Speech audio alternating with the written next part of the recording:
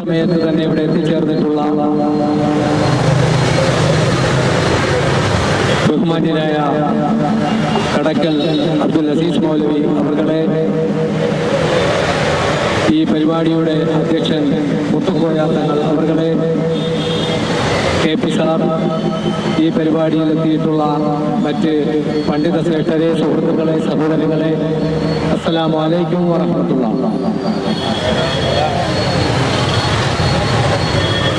ആദ്യമായി കേരളത്തിലെ മുസ്ലിം ജനവിഭാഗത്തിന് ഭരണഘടനാപരമായ അവകാശങ്ങൾ നിഷേധിക്കപ്പെട്ട സാഹചര്യത്തിൽ അതിനെതിരെ ശക്തമായി പ്രതികരിക്കുന്നതിനായി ഇങ്ങനെ ഒരു സെക്രട്ടേറിയറ്റ് ധർണ സംഘടിപ്പിച്ച ദക്ഷിണ കേരള ജമീയത്തുൽ ഉലമയുടെ നേതാക്കന്മാരെ ആദ്യമായി അഭിനന്ദിക്കുകയാണ്.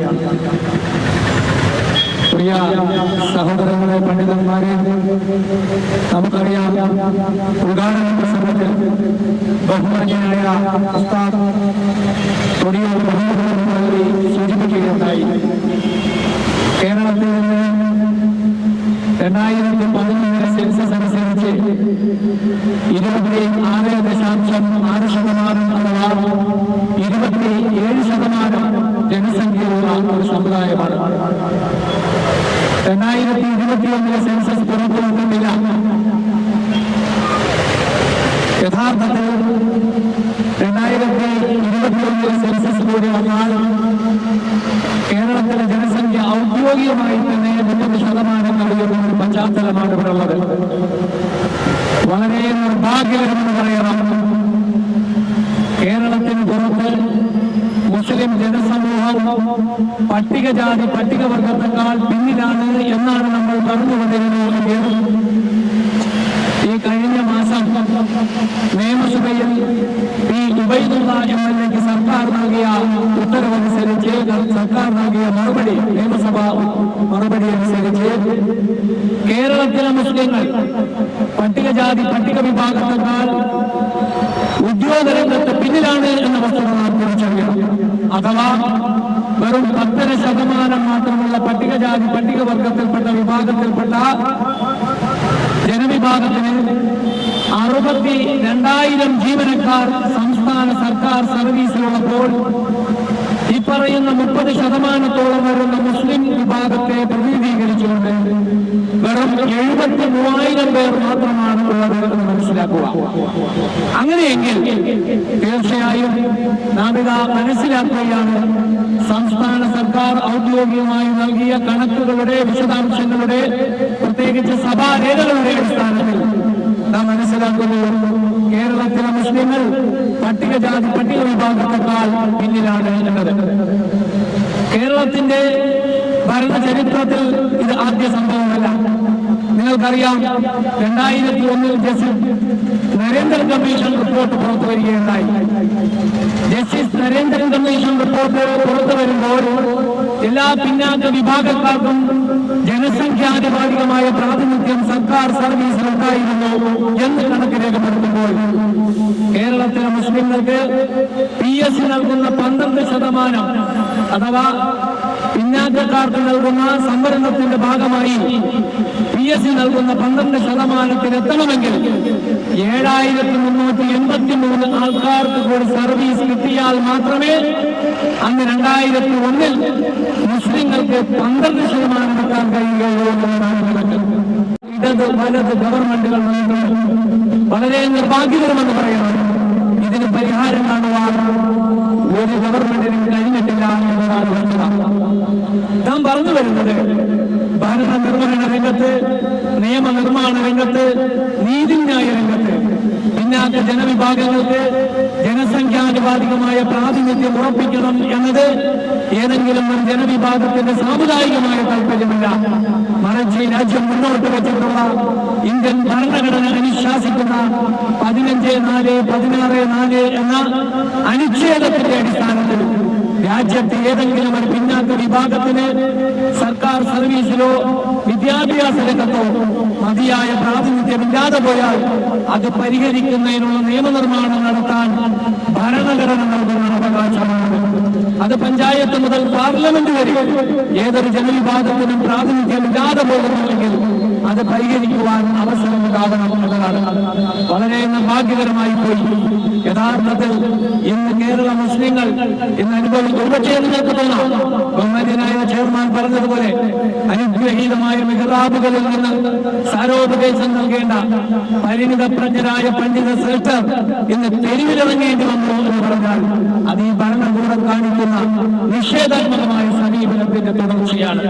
ഇനി ഇവിടുന്ന് കേരളീയ മുസ്ലിം ജനസമൂഹം ഒന്നടങ്കം ഭരണഘടന അനുശാസിക്കുന്ന നിയമത്തിന് വേണ്ടി പോരാടുവാൻ തയ്യാറാവണം. കേരളത്തിന്റെ ചരിത്രം നിങ്ങൾക്കറിയാം. ഞാൻ ഈ പറഞ്ഞ ഈ ഉബൈദുല്ലാ എംഎൽഎയുടെ ചോദ്യത്തിന് ഉത്തരമായി നിയമസഭയിൽ നൽകിയ ആ മറുപടിയിൽ ഒന്നുകൂടിയുണ്ട്.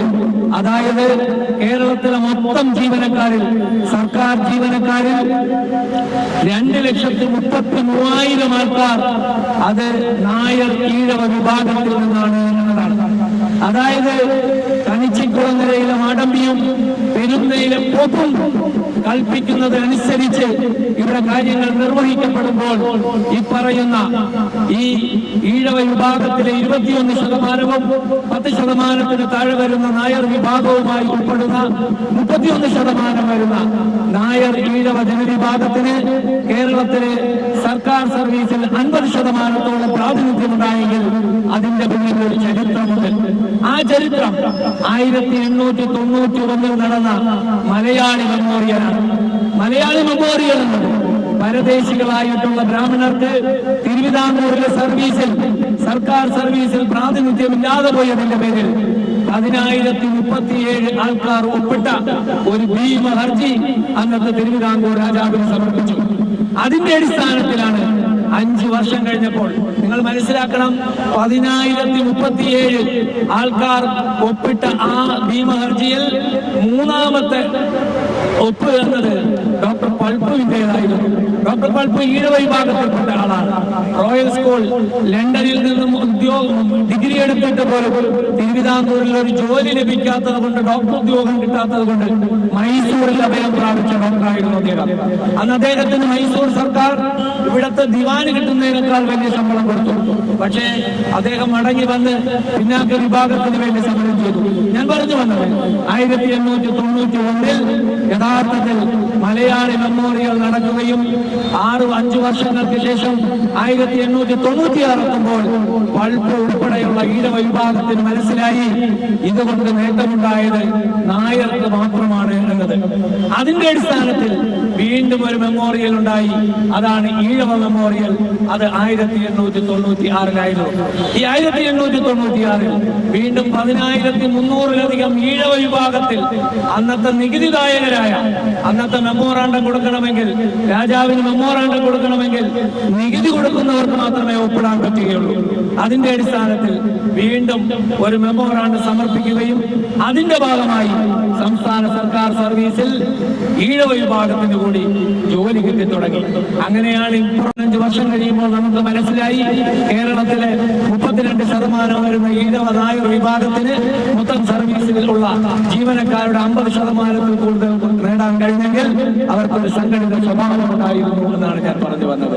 കേരളത്തിന്റെ ചരിത്രത്തിൽ ഒരു CH മുഹമ്മദ് കോയ കഴിഞ്ഞാൽ ഒരിക്കലും കേരളീയ മുസ്ലിം ജനസമൂഹത്തിന്റെ ഭരണഘടനാപരമായ അവകാശങ്ങൾക്ക് വേണ്ടി സംഘടിതമായ നിയതമായ നീക്കം നടത്തുന്നതിൽ ഒരു സംവിധാനം ഉണ്ടായിട്ടില്ല എന്നതാണ്. യഥാർത്ഥത്തിൽ ഇന്ന് മുസ്ലിങ്ങൾ എത്തി നിൽക്കുന്നത് ഒരു മുസ്ലിം മെമ്മോറിയൽ സംഘടിപ്പിക്കുവാൻ സജ്ജമാവുക എന്നതാണ്. കേരളത്തിലെ മുസ്ലിം ജനവിഭാഗം വലിപ്പത്തിൽ വളരെ വലിയൊരു സമുദായം, ഭൗതിക വിഭവങ്ങളിൽ മറ്റ് സമുദായത്തെക്കാൾ പിന്നിലല്ലാത്ത ഒരു വിഭാഗം തീർച്ചയായും അവരുടെ ഭരണഘടനാ അവകാശങ്ങൾക്ക് വേണ്ടി ഒരു മുസ്ലിം മെമ്മോറിയലിൽ സജ്ജമാവുക എന്ന ആഹ്വാനം ചെയ്തുകൊണ്ട് ഞാൻ എന്റെ വാക്കുകൾ ഉപസംഹരിക്കുന്നു.